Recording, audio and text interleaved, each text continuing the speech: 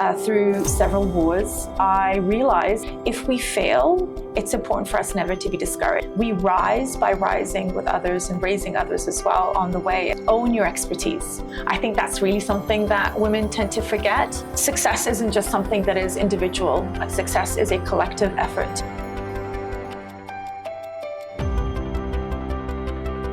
Hello and welcome to the Legacy Podcast, brought to you by MCG Career College. I'm your host, Raisa Afrida, and today, as we celebrate Women's Day, we're honored to have an incredible guest, Dr. Rose Joudi. Dr. Joudi is a strong advocate for vulnerable communities and a leader in aging and ethnocultural diversity. Her work is making a real difference in people's lives, and her journey is one of strength, perseverance, and purpose. She has faced challenges that would break most, yet she continues to rise and help others do the same. Dr. Rose, welcome to the Legacy Podcast and a very happy Women's Day. How are you today? I'm great. Thank you so much, Raisa. Thank you so much for coming here. I would love to ask you about yourself. If you could introduce yourself to our amazing audience who are listening to you. Fantastic. Yeah, I'd love to. So I'm an immigrant and a child of immigrants. And I think that experience of mine really has helped shape what I do and how passionate I am about doing it. I'm an academic and I teach at the university here at Mount Royal in Calgary, but I also work with CARIA, that is a not-for-profit that serves vulnerable communities and populations and older people. Okay, thank you so much. Thank you. Well, I'll dive into my first question for you, which is, your journey has been filled with challenges. However, you've turned them into opportunities. And what kept you going, and how did you stay strong through it all? Like I said, I think being an immigrant and child of immigrants and living in Iraq, where I was born, through several wars, I realized that there is quite a lot that needs to be done when it comes to focusing on the quality of life of people who are in situations where they're experiencing adversities. And I think that was actually one of the main things that drove me to do the work that I do. I appreciate and admire and respect people who are resilient, who continue through adversities, who still find ways to find a purpose.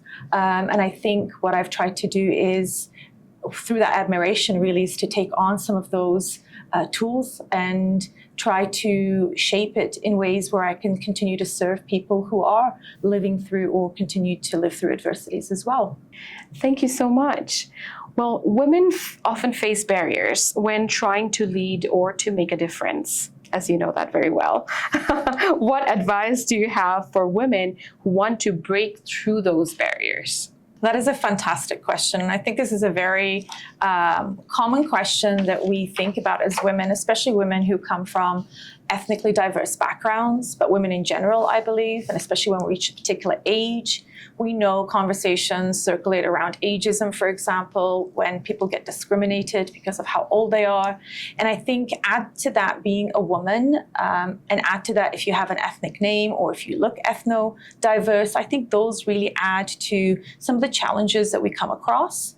I really want to stress the fact that one of the strengths that we have as women is that if we fail, it's important for us never to be discouraged. And I see these as not necessarily failures, but I think more as learning experiences and ways to really uplift ourselves or others and find ways to move forward together. And so I coming back to how we can make a difference, own your expertise. I think that's really something that women tend to forget.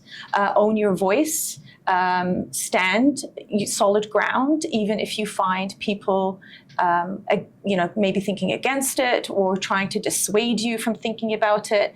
And the interesting thing is that I think society does teach us or raise women, girls in particular, to not speak their mind, to be humble, to go with the flow and not go against it, right? So you won't rock that boat. I have girls, I've got 3 girls, and I have been raised in a home environment in which my voice is respected and heard. And I want to encourage my own daughters to be able to stand their grounds and to speak their voices, even though it might be uncomfortable sometimes. But I think what we are also doing is we're modeling those kind of behaviors and ways of living that may encourage somebody else who may see that as a way of promoting their own voices and well-being. And so that's what I would say. Find allies, find your voice, and uplift others. Excellent. Thank you so much for sharing those insights. Now, Dr. Rose, you've done an amazing work in elder advocacy and ethnocultural diversity.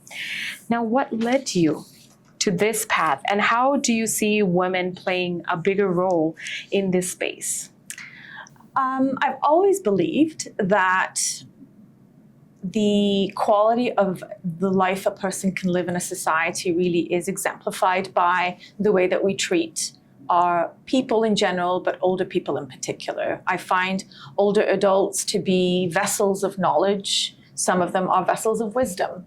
But also, I want to see a society that values and respects their older people, because my parents are older adults as well in Western mainstream societies.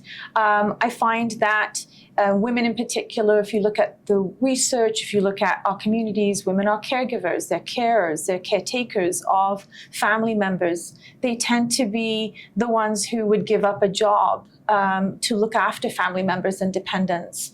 And it's not that that shouldn't be done, but I think there should be other ways where we can support women to continue to work and thrive equally as men can in situations and circumstances like this. And so the work that I do, my hope is that with the work that I do, I can share knowledge and information, spread awareness, and also reach out to communities and individuals who may need supports in ways that can help them also thrive as individuals, and especially women in particular.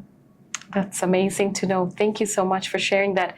Now, Dr. Rose, my next question is about leadership, because you have known to be a leader in your community. Leadership comes with struggles, and especially for us, for women. What are some lessons you have learned that every woman should know? I've got 3 lessons that I'd like to share. First of all, that confidence comes from action. And that's my main, I guess, lesson that I've learned myself, but also, like I said, I'd like to share with my own daughters, but also all women around me. Do consider things like boundaries. I think those are essential too. And women aren't necessarily good sometimes with setting those boundaries, mainly because we are, as I said, compassionate. We are high in emotional intelligence. And again, I don't want to generalize, but I find that women, at least around me, are giving individuals. And so sometimes those boundaries need to be put because you're respecting your space, you're respecting your own health and well-being, and you can be better at what you do when you are looking after yourself by creating those boundaries.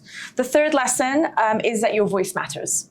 So I would, again, state that whether you're in an advocacy meeting, whether you're advocating for a family member, a friend, a client that you're working with, speak up.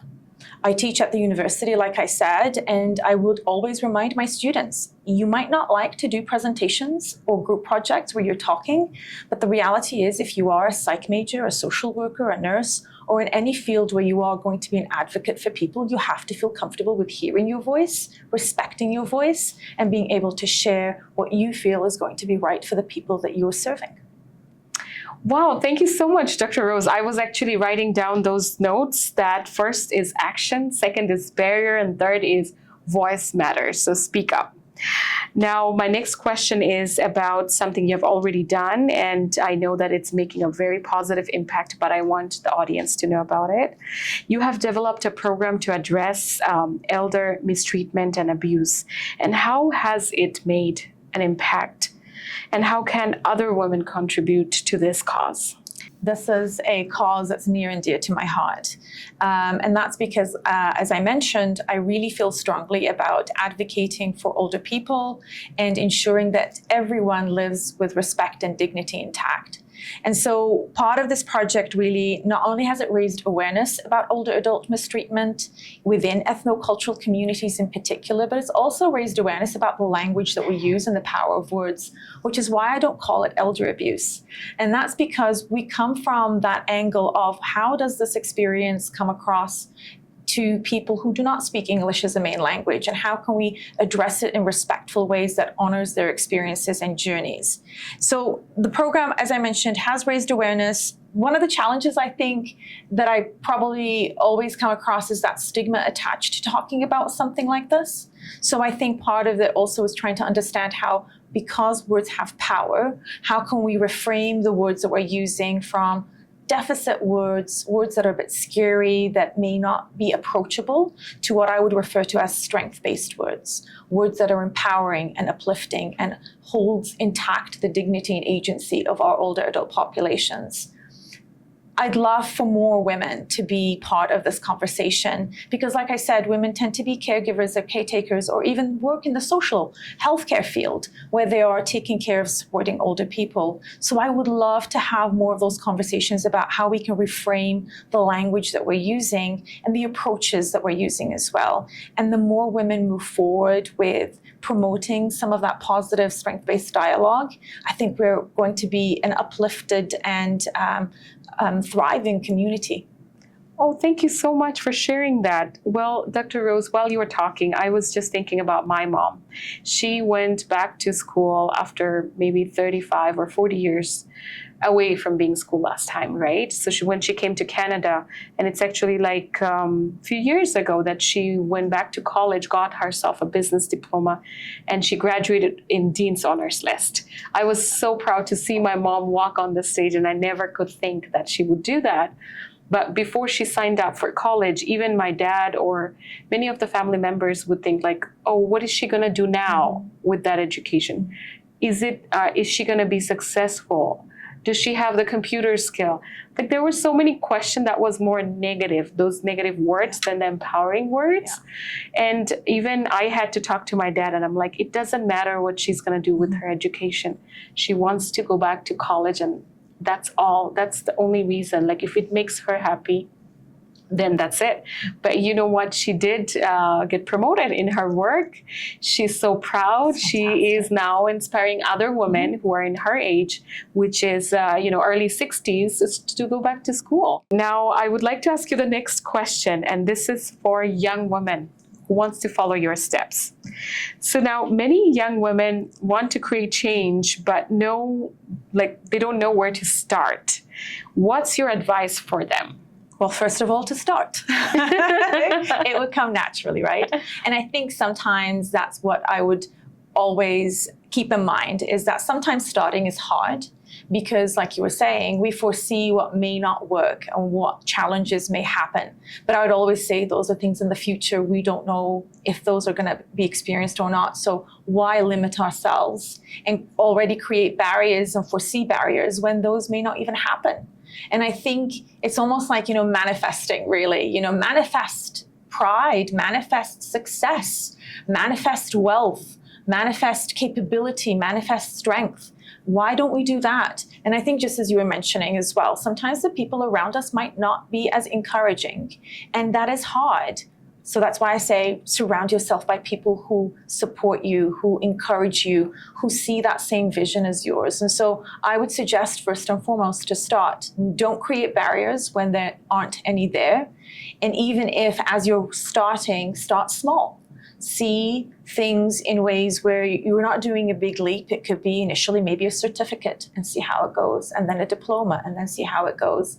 I do not want to see women being limited by capabilities and skills and knowledge and education just because. I'd always be an advocate for lifelong learning because I strongly believe in that. But I also believe that knowledge should be something that is provided for all people. It's a basic human rights, in my opinion, because knowledge is power. And imagine the women in our lives who would have been far more successful perhaps, and far more confident if they were supported by people who saw that same capability and same power within them. So start small, seek mentorship. I would suggest that as well. Anyone who reaches out to me sometimes just for advice or maybe direction or maybe suggestions, I love that. I love being able to use my own connections and networks and my own experiences and share them with people who may benefit, maybe or maybe not.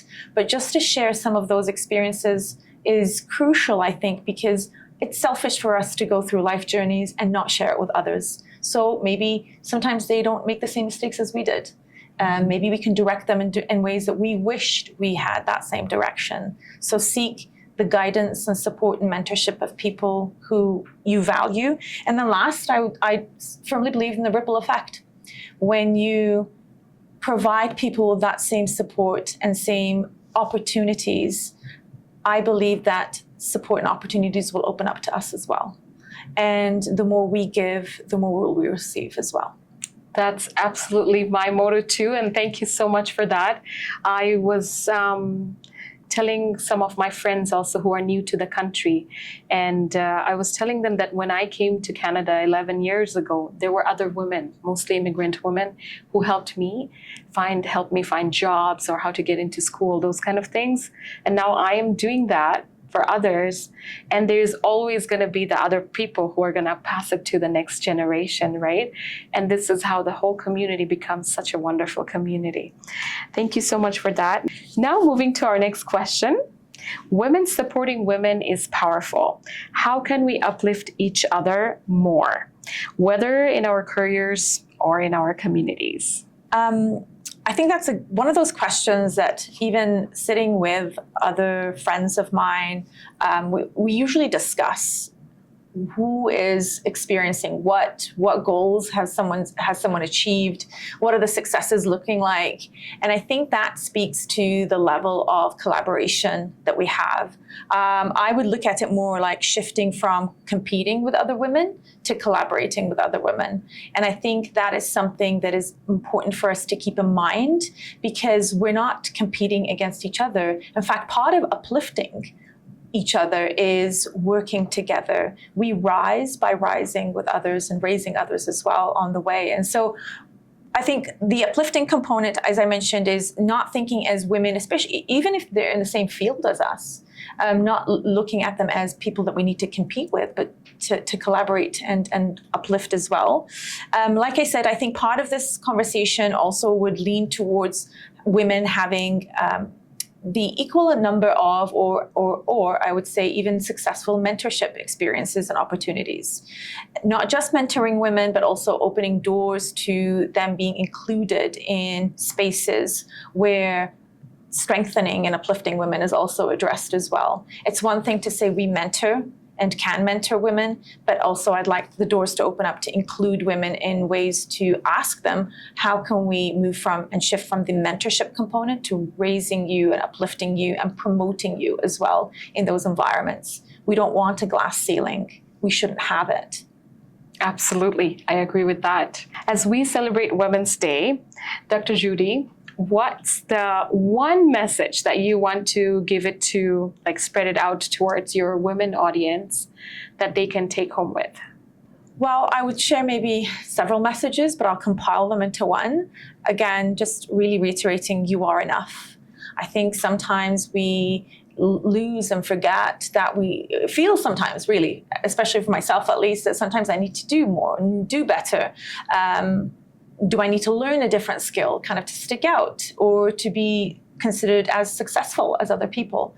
And I've come to realize that I think we should be confident in our voices, like I said. So you are enough, you are capable, you are strong. The other thing that I would probably mention is success isn't just something that is individual. Success is a collective effort. It's a collaboration. It's the uplifting of other women in our lives, of providing them with opportunities that maybe we were provided or not provided. But if we have the keys to those doors, to share those keys, to open those doors with other women in our lives as well. Thank you so much for that. Now comes the last question for you. What's the one legacy that you want to leave behind? My hope is that my daughters remember some of the interactions that we have had together as mother and child. I think that for me is very important, that my kids remember me as someone who was compassionate and caring and loving with them, but also somebody who always reiterated to them that we have to be compassionate and kind and respectful of other people as well. And so if they remember that and they use that in their own life journeys, and maybe some of the work that I've done also with communities, I'm good as gold. Thank you so much, Dr. Rose. It was so nice to talk to you and get to know so many inspiring things from you. I know that whatever you are doing is actually making a positive impact in the community. Thank you so much for being with us today. Thank you so much for having me. I really appreciate the opportunity. And this is a really great, fantastic initiative. And so I'm very grateful to be part of it. Thank you so much. Now, if people want to, if they want to reach out to you, where can they find you? I'm not a social media person, but I am on LinkedIn. So people are very welcome to follow me on LinkedIn and also send me an email. My email is rosej@calgary.ca. Perfect. Thank you so much. Thank you. Now, to our listeners, I just want to remind you that keep making differences, whether it's from your family or at your workplace. Feel free to do whatever your heart says, because you are enough. As Dr. Rose said, success is not an individual thing, it is a collective thing. So feel free to make those positive impact however you can. And if you enjoyed this episode, then feel free to subscribe and hit the like button and stay tuned with us. Until next time, keep building your legacy and keep making communities great. MCG, Making Communities Great.